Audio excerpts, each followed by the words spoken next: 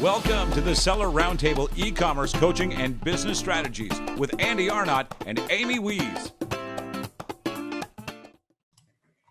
Hey, what's up, everybody? This is Amy Wees, and I'm missing Andy Arnott today. He has kids. You know, he's taking care of his kids.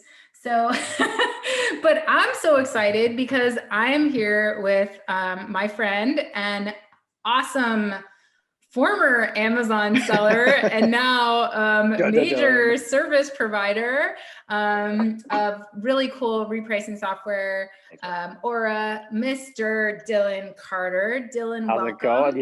Yes. Sorry, I had to plug up my Mac before we got worries. to. Yeah, I'm in meetings all the time. He was about to try to run out of battery on us, so you know we don't play that here on the Seller Roundtable. And we're on episode 80, so like nice. 80 nice episodes number. in. I can't believe it. It's amazing. Right. I love it. So Dillon, you know, I met you a long time ago. I was on your podcast a long time ago when I first got listing started. optimization. And that people still listen to that episode of me talking about listing optimization, and they're like, that was so great. I'm like, you guys, you should really update your training because that was like 4 years ago, you know? Yeah. But what's crazy is like, that was my first podcast, and I'm actually jumping into my third now. First podcast by myself, no clue what I'm doing. And I've since kind of like stopped recording those because I wanted it to be evergreen content, primarily for Wholesale. And we still get 50 to 100 downloads per day. And it's been like probably 2 years since I stopped recording that. So it's like, it's insane. Yes, but that's great. That just means that it's quality content. You're helping a lot of people. And you know, that's what's awesome about podcasts, because you know, anyone can really start one. But if you just really have a consistent schedule and you really, it's one of my most favorite things that I do every week, because it's that time when I get to learn from others in the space. Right. I get to reach people, and then I get awesome feedback from people, because you know, you get the messages like, oh, Amy, I listened to that and it really helped me. Thanks. And it's just, it's cool. It's really cool. So Dillon, and if you ever want to be real quick, if you, as like a quick hack for people, if you ever want to become an expert at anything, just start a podcast on it, because you don't have to be an expert. You just invite all the experts to come talk to you. And then throughout that process, you just become the expert. Yes. So great hack. It's so true. And I have learned so much just in starting a podcast, because like so many great providers come on here and just talk. And it's so cool. I love it. Amazing. It is a really good hack. I love that. I love to learn things to a level where I can teach them. Yes. And so that's always like my challenge for myself, especially in business, because, you know, you want to be able to teach others so that you're not always doing that thing in your business. Yeah, 100%. Otherwise, you will never grow. You will just be too busy chopping down trees to sharpen the axe. 100%. Yeah. So let's talk about you, Dillon. Tell everybody a little bit about you and your background. Where are you from? Where do you live now? Yeah, all the things have changed. So originally from Jacksonville, Florida, so like Northeast Florida. I assume most young entrepreneurs are like me. That could be wrong. Maybe that's just me trying to make myself feel better about myself. But struggled for like 4 years, like just outside of high school, just didn't know what I wanted to do. Had a weird situation in high school where I was considered learning disabled at a young age, and was given all these labels. And I remember I had a teacher my sophomore year in high school told me that I was not going to graduate high school with a regular diploma.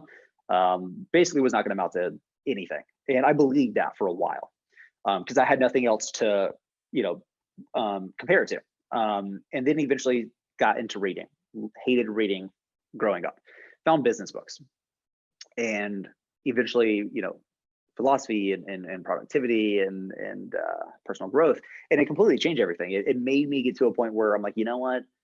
We're going to start to find my ceiling, because I thought my ceiling as a human being was super low. So I was like, all right, well, let's find out where it's actually at, right? Because once I know, and I can live with that. And at that time, fast forward, I started to kind of jump into things that I wanted to do. I wanted to be a personal trainer, so got nationally certified. I did it in half the time that it normally would take, which was kind of a cool thing for me because I'm learning disabled, and that was here's a textbook. You have a pass fail at a national level exam. Good luck. Did it in half the time. It was awesome. Passed it, flying colors, became a full-time personal trainer. Eventually got to a point where I realized for me, service-based businesses were not good, right? The only way I can make more money once I'm maxed out on how many clients I can have is to charge them more. And I didn't like that methodology. I didn't like having a weird adversarial relationship with the people that I served. And so I got to a point where I was like, you know what? I need something that can scale outside of my time. Eventually, I got hooked on this idea of physical products, right? It was in a wheelhouse that I could theoretically do. And listen to a podcast like most of us probably have done, realized Amazon FBA was a thing, started with RA at Target and Walmart, just testing it, right? Most Amazon sellers I find go through a similar path. You find out it exists. You go test it at whatever local store, RA, you get sales, you're like, oh, now it's real. And then you start to scale it out and start to kind of treat it seriously, right? Now it's a business. And then eventually I got to a point where me and the GM of the gym did not see eye to eye. And he pretty much said, leave, we're done here, end of discussion.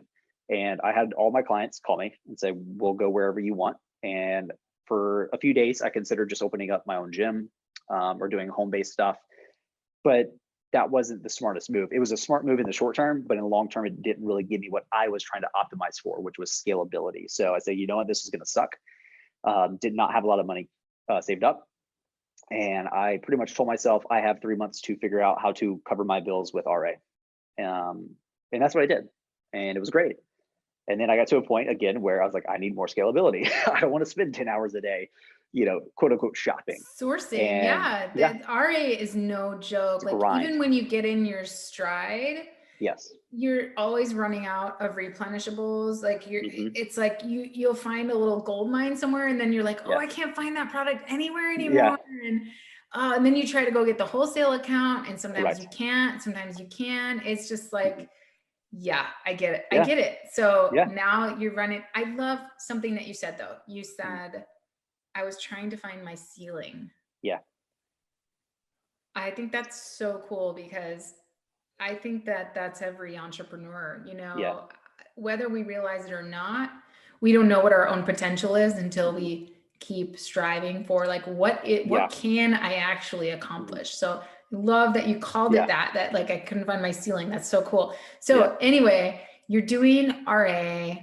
And then you left your job and you could have started your own thing, but you realized that ultimately scalability was important to you. Like, what influenced you at a young age to make you realize that you didn't just want a job? It's a great question, actually. So I come from, the quote unquote broken home. So my parents split when I was 3, and, have amazing step parents, but my stepfather, he came in my life when I was about 12, maybe 11, and he was a business owner. They basically did entertainment for weddings. And so at a very pivotal age for me in my developing years, he would just take me to these events. And it was kind of funny. I would be 12 years old DJing at weddings and like parties, which was kind of cool. But he kind of through experiences and through actions showed me that there's an alternative. Now, the rest of my family, not that way. I didn't know that was a thing. What do you mean you own a business? I didn't know that. Right. And so here he comes along and I can, not go to school on a Tuesday and he's still at the house. I'm like, don't you have to go to work? He's like, I am at work. I was like, okay, like, how does that work? And we, he had a little home office and stuff, but he would always make a point to take me to experience things, which is pretty cool. I mean, it showed me a alternative, and I didn't know, I never grew up thinking or wanting to be a certain thing. I've always been envious of those people that are like, from day one, I wanted to be a teacher. It's like, I'm so envious. Like, that's so cool, regardless of what that thing is, just the fact that you knew.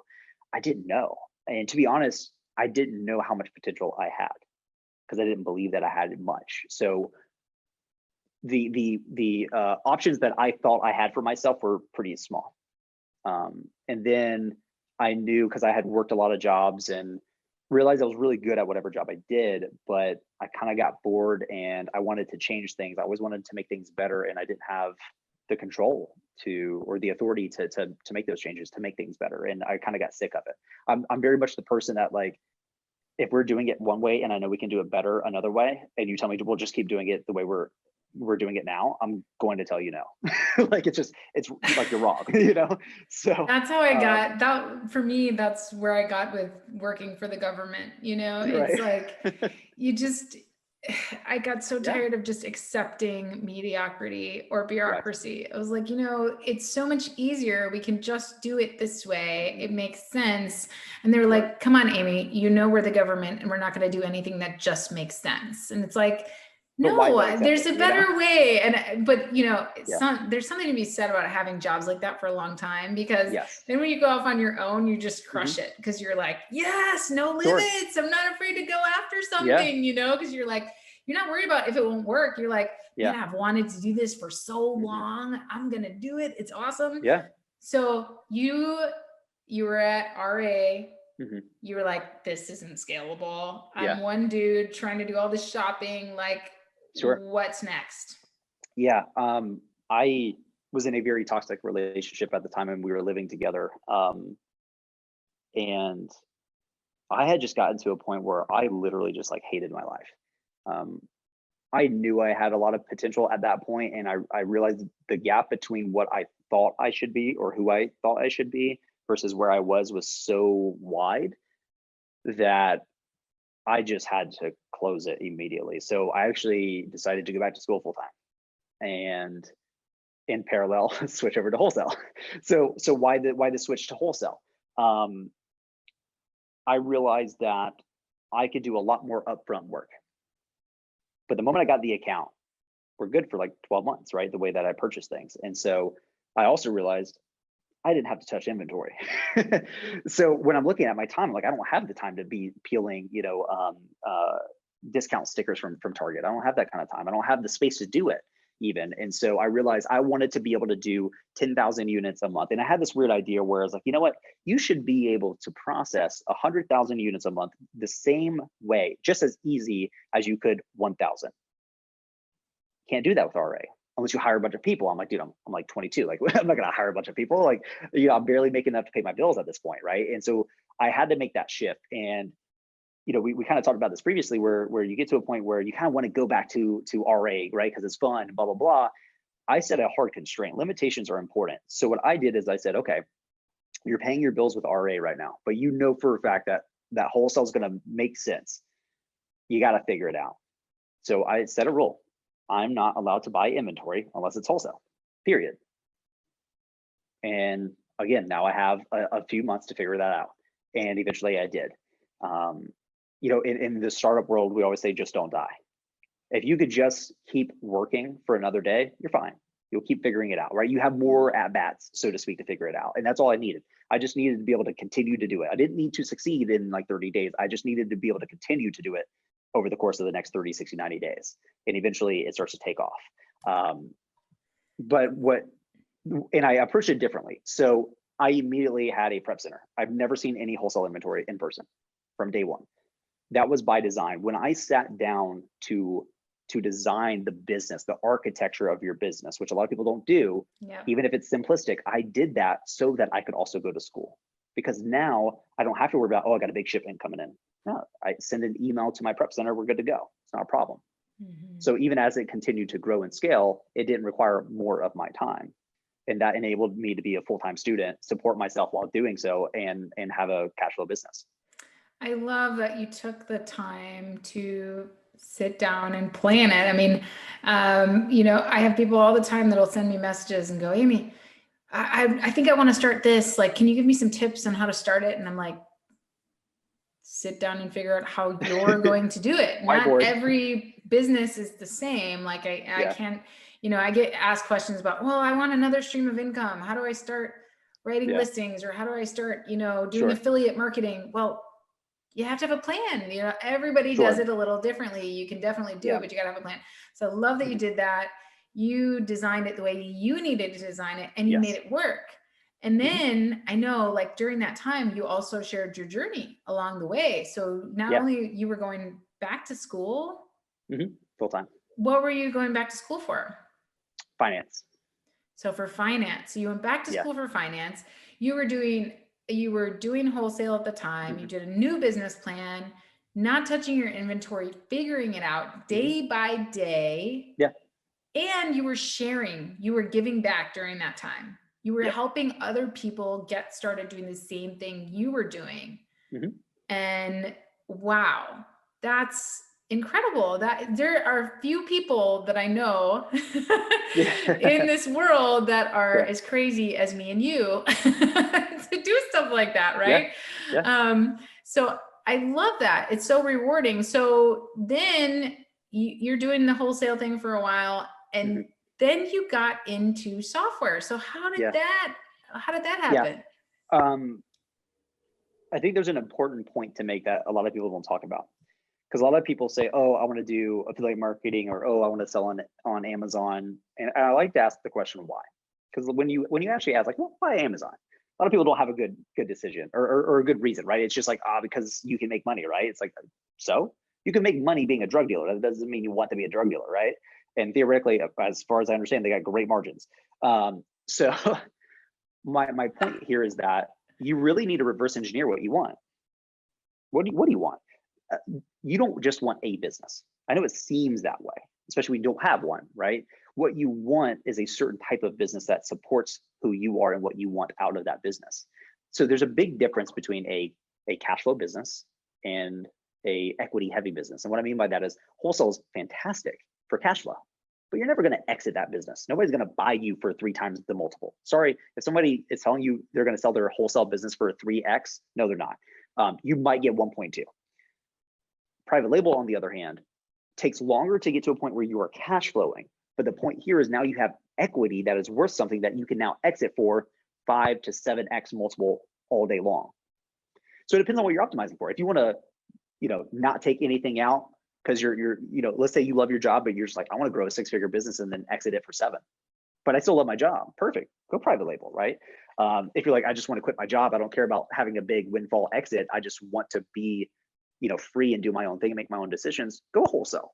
Totally makes sense, right? So you have to pick what makes sense for you. When we're talking about scalability, because I always come back to that. I'm always looking for something that's more scalable. Software is more scalable. And I got to a point where I was not having an impact with my Amazon business. Wasn't. It was cool. It was enjoyable. I learned a ton. But I realized through, sharing, because I did live sourcing. I was the first person to do like free, no upsells, no courses, like wholesale sourcing for an hour every single Tuesday. I did that for like 2.5 years. I wrote 2 blog posts that were in depth, but like better than any wholesale course, like content, like in depth for free every Tuesday and Thursday between classes for a year. The feedback I got from that meant more to me. I can always make money. That's not the hard part at this point. But I realized I wanted to make money. Caveat, must have impact. Maybe that's just me being a nerdy millennial and wanting to quote unquote having impact, but I do. And I realized I had an opportunity to help other people. And it sounds cliche, I get that, but it hit a bone in my body. And to be honest, I've always wanted to have a software company. I've always wanted to have that, but I've never been that technical of a guy. Like I'm technically inclined, but I'm not an engineer. And you can call it luck all day long. And there's probably a portion of it that is luck. But when I was running the wholesale business, I DM'd every single person on Instagram that I saw doing wholesale at a higher level than I did. And I offered to pay them for an hour of their time. These were not gurus. These were just straight up people running the business. My now co-founder, James, was one of those people who actually responded. And he's like, dude, don't worry about the money. Like, let's just talk. And then we got to a point where we're like, let's hold each other accountable. Let's talk every Friday. Lo and behold, he's an actual like engineer major at UMass at the time. And we're like, we have something we can build. Like, let's try it. So we built VinDrive CRM as like our first kind of, prototype software, like not super impactful, but just like, let's test this model before we kind of figure things out. And that's what we did. And we launched that, realized, okay, we can do this. We no idea what we're doing, by the way. And then we decided we wanted to work on something larger. And then that's when we got to Aura, and that's when things really, really took off. And I had to make some hard decisions along that path. A lot of people don't know this.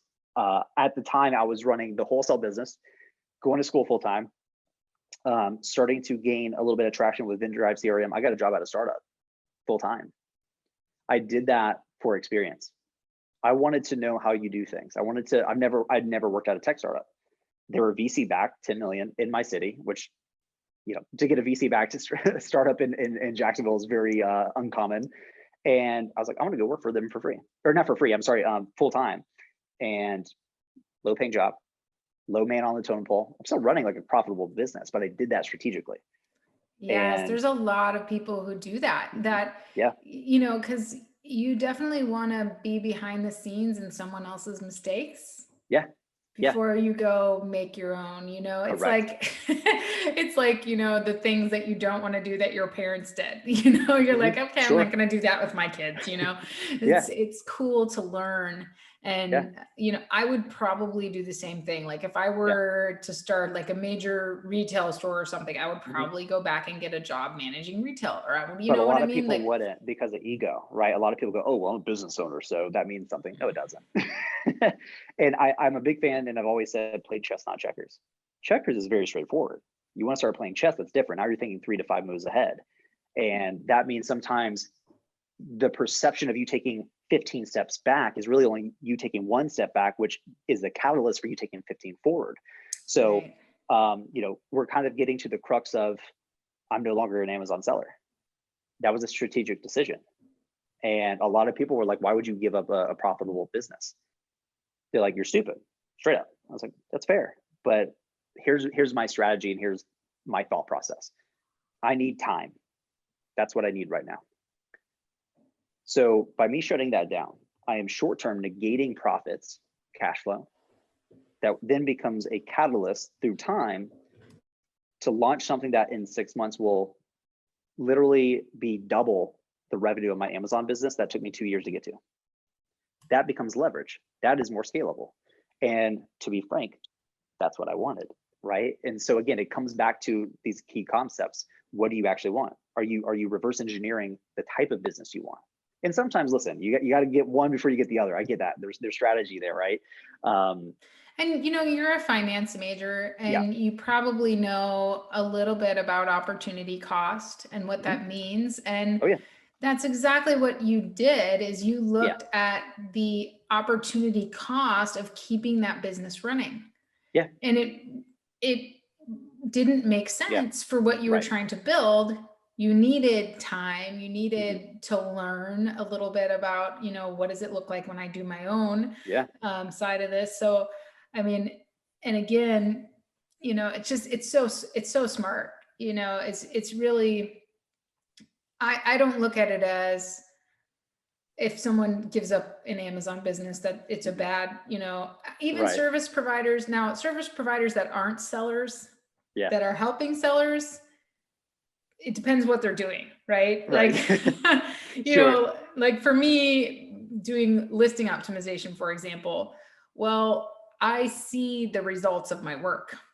Right. And I've fixed hundreds of listings of people who are not sellers, who are just writing listings and don't see the results of their work. And it's like, so in that case, Andy and I have talked about this. We're like, will we still keep our Amazon businesses? If, after our exit, would we start another one? Would we always sell on Amazon? And I think a part of us, we have an Amazon podcast. Like, would we want to be that far removed from it? It's part of the community that we're in. So, I think there's a balance there, but at the same time, like we talked about before we hit the record button, you were in a space where you didn't have a lot of equity in that business. Correct. It was good cash flow for you, but really it was just trading your time for money. Yep.